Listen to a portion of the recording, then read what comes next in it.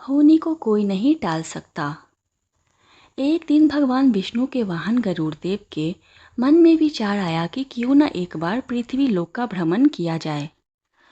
अपने भ्रमण के दौरान जब गरुड़ देव भगवान विष्णु के पाटलिपुत्र मंदिर पहुंचे तो उनकी नज़र वहां के चबूतरे पर बैठे थर थर कांपते हुए एक कबूतर पर पड़ी।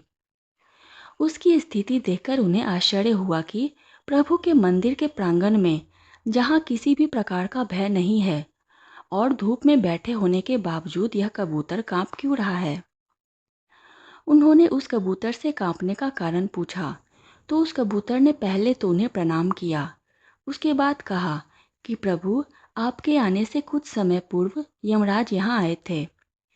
जब उनकी नज़र मुझ पर पड़ी तो मुस्कुराते हुए उन्होंने कहा कि कल सुबह सूर्य के उदय होते ही इस अभागे प्राणी की मृत्यु हो जाएगी। कल मेरे जीवन का आखिरी दिन है।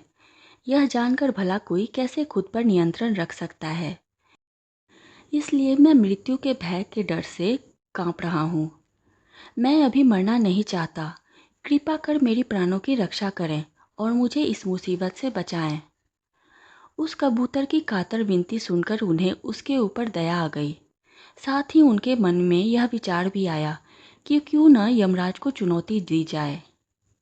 उन्होंने कबूतर को अपने विशाल पंजों में दबाया और मंदिर के प्रांगण से दूर एक सुरक्षित गुफा में पहुंचा दिया।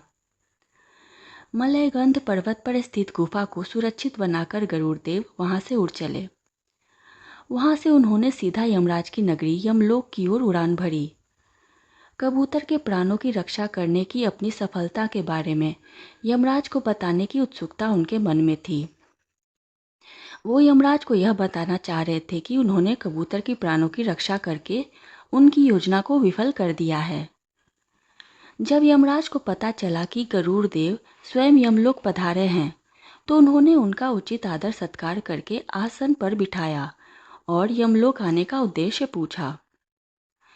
तब गरुड़ देव ने बड़े शान से उन्हें बताया कि आज जिस कबूतर की मृत्यु होने वाली थी उन्होंने उसे बचा लिया है।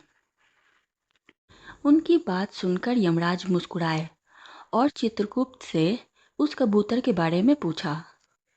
चित्रगुप्त महाराज ने अपनी बही में देखकर बताया कि भगवान विष्णु के पाटलिपुत्र मंदिर में रहने वाला कबूतर आज के दिन सूर्योदय होते ही मलयगंध पर्वत की एक गुफा में विदंत सर्प का भोजन बनेगा और अभी कुछ समय पहले ही वो घड़ी पूरी हुई है। यह सुनते ही गरुड़ देव के आश्चर्य का ठिकाना न रहा और वह सीधा उस गुफा में पहुंचे जहां उन्होंने देखा कि सर्प ने उस कबूतर को खा लिया था।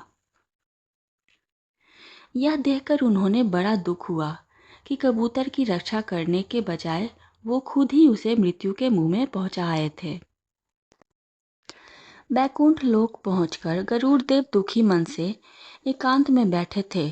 तब विष्णु भगवान ने उनकी व्यथा समझकर उन्हें समझाया कि जन्म के समय ही मृत्यु भी निर्धारित हो जाती है और विधि का विधान कोई नहीं टाल सकता है।